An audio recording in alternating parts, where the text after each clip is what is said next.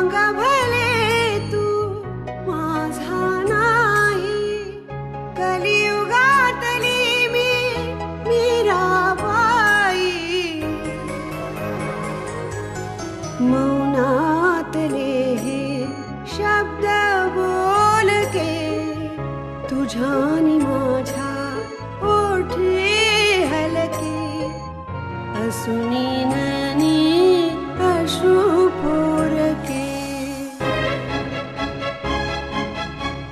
क्षणात आता सरतील लाटा पक्षी घराच्या धरतील वाटा देईल हात तुझी अस्मिता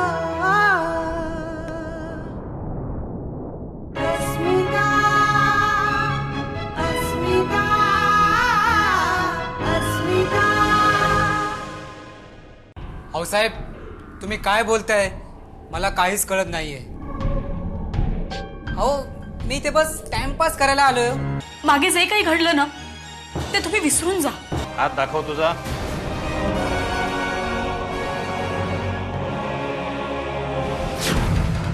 भाऊजी, जे काय घडलंय ते प्लीज विसरून जा। तर हे काही सगळं सगळं शक्य आहे। मी हे सगळं खूप मनापासून बोलते रे। पण प्लीज प्लीज अशी अशी जगावेगळी भीड मला घालू नकोस प्लीज। नाहीतर अख्ख्या जहागीरदार घराण्याची प्रतिष्ठा धुळीला मिळाली असती। जे झालं ते झालं।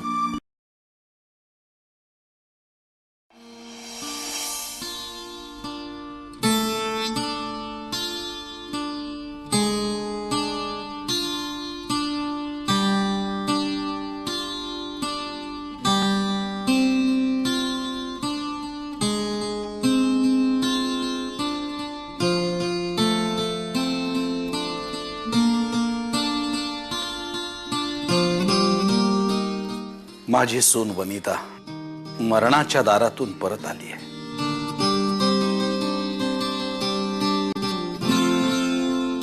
माझा मुलगा अभि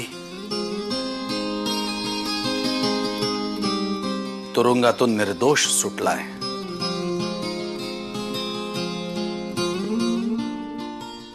हळूहळू घर मार्गावर येत आहे।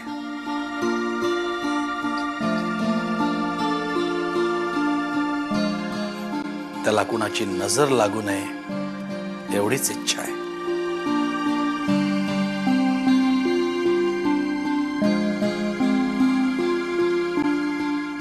अभि आणि वनिताचा संसार अगदी आनंदाने नव्याने कसलंही किलमिश मनात न ठेवता सुरू होऊ दे।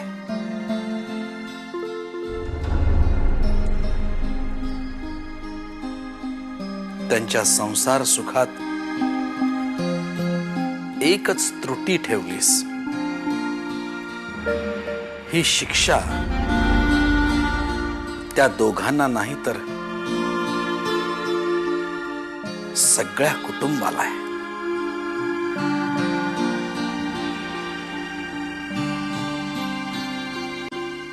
कदाचित शिक्षा हा शब्द चुकीचा वापरत असेल।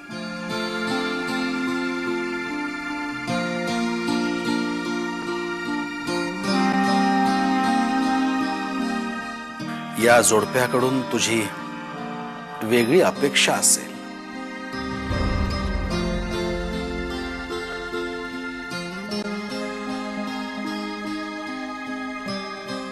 त्यांच्या हातून उत्तम कार्य व्हावं, बस एवढीच इच्छा आहे।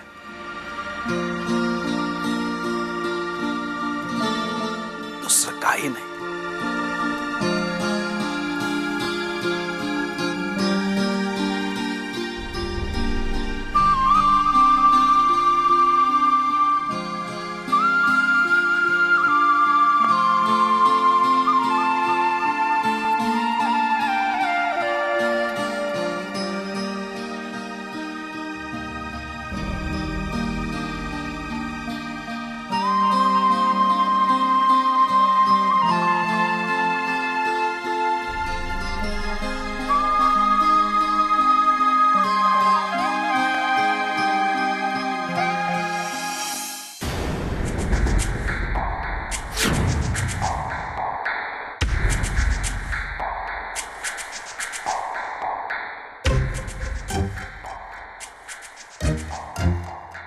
या सत्यजीराव या. खाणंपिणं आटपलं का? पिणं झालंय, खाणं बाकी आहे. पण खिशात एक दमडी नाही हो. पैशाची रड तर नेहमीचीच आहे. कामाचं बोल. आता कसलं काम? रात गई बात गई असंच ना? काल काय बोललास ते आता आठवत नाही.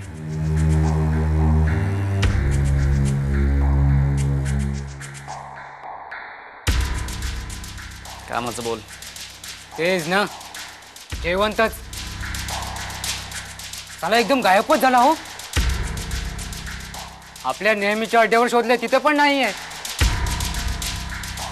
पण नाक्यावर मी सांगून ठेवलंय सापडणारच. अहो जाऊन जाऊन जाणार कुठे, सापडणारच तो. आत्ताच मुंबईला आलोय मी आणि या मुंबईची मला काहीच माहिती नाही. बरं झालं पहिला तूच भेटलास. काय बाई, खिडकी कशाला घेताय? अहो आईच्यान सांगतोय मला खरंच माहिती नाही. आणि जर तो भेटला ना तर असा जिवंत तुमच्या समोर उभा करेन. हा अस्मिता अस्मिता अहो आईच्यान सांगतोय मला खरंच माहिती नाही. आणि जर तो भेटला ना तर असा जिवंत तुमच्या समोर उभा करेन. हा माझ्याशी डबल गेम खेळण्याचा प्रयत्न करू नकोस. जयवंत कडून किती पैसे घेतलेस? श्रीमंत व्हायची हौस आहे का तुला? साला शेट कडून पैसे घेतोस, कडकी लागली. माझ्याकडून पैसे घेतोस ना? काय रे, एवढं पैसे जमा करून तुला कुठं जायचंय? वर ढगात जायची घाई झाली का?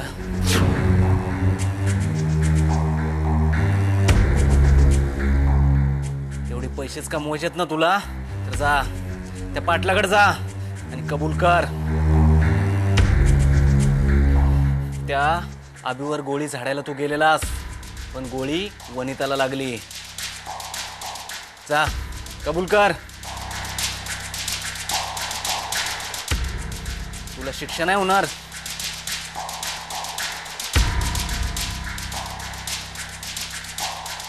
ती वाचली.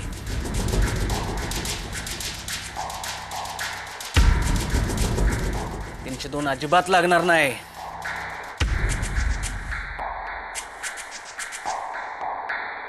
बोल ना. करू का? पाटलाला फोन करू? लगेच येईल आणि तुला उचलेल. अहो भाई, माझ्यासारख्या चिरगुट चोरासाठी एवढा मोठा गेम खेळायची गरज नव्हती. हे बघ, आमचा शेट कधी कुणाला छोटा समजत नाही. निकार असतो ना, तो छोटा असो किंवा मोठा, त्याचा चटका बसायचा तो बसतोच.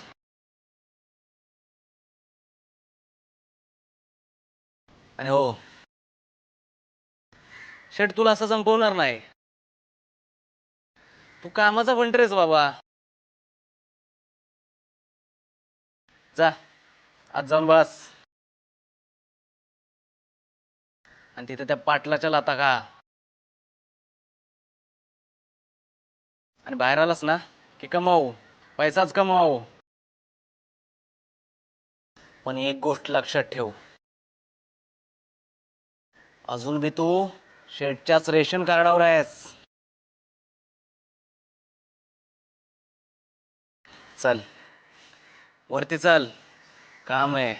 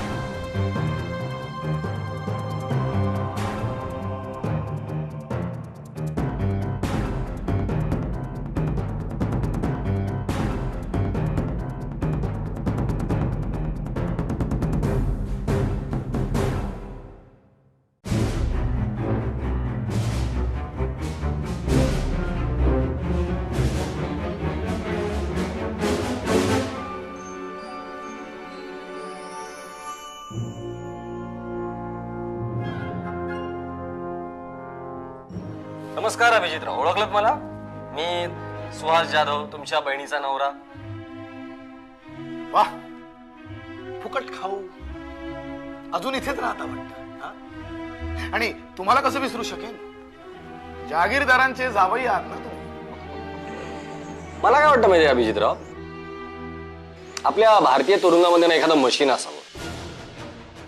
म्हणजे माणूस आत गेला की त्यात कडवटपणा भरतात आणि बाहेर पडतात. म्हणजे बघा ना, पूर्वी मला वाटायचं की तो कडवटपणा फक्त माझ्यातच आहे, पण नाही. काही दिवस तुम्ही तुरुंगात राहिलात आणि कडवटपणा बघा असा ठासून भरलाय. क्या बात आहे. हे तू काय माझी स्वतःशी बरोबरी करतोयस, हा? मी काय तुला तुझ्यासारखा सराईत गुन्हेगार वाटतो?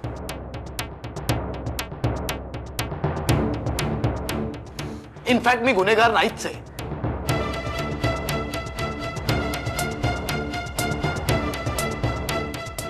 माझं दुर्दैव, माझं नशीब खराब म्हणून मी आत गेलो.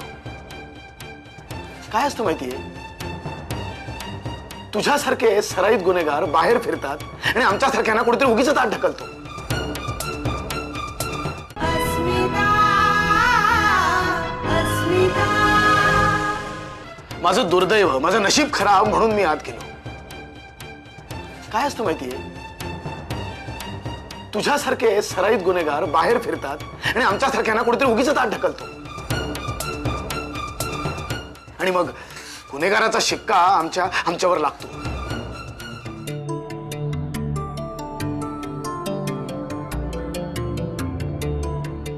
आमच्या पायाजवळ बसण्याची पण ज्यांची लायकी नसते अशी लोक मग खांद्यावर हात ठेवतात.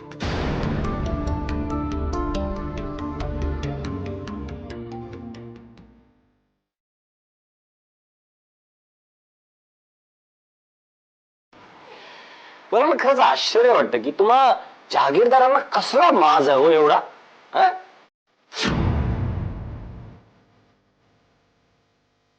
काय समजतं काय स्वतःला तुम्ही लोक?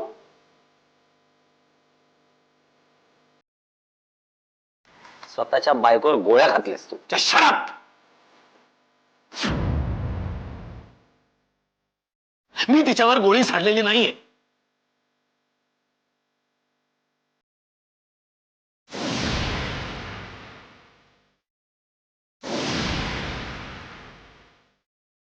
तिला लागलेली गोळी ही माझ्या पिस्तुलातून निघाली नव्हती. हे पोलिसांना कळलं, त्यांना खात्री पटली, म्हणून त्यांनी मला निर्दोष सोडलंय. परत जर असा आरोप माझ्यावर केलास ना तर गोळ्या घालशील मला?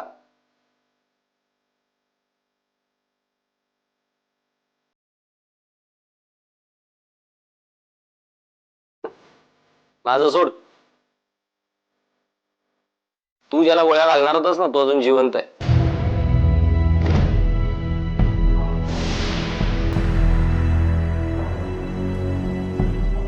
त्याची माणसं आणि तो तुझ्या मागावर असतील. तुझा गेम कधीही वाजवतील ते. आलं लक्षात? एक सल्ला देऊ अभिजितराव तुम्हाला, शक्यतो घरातच राहा, बाहेर पडू नका.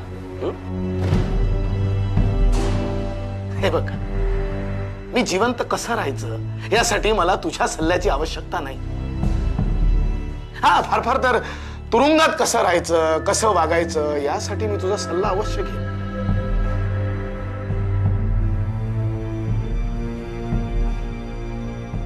कारण त्या विषयात तू ग्रॅज्युएट आहेस ना.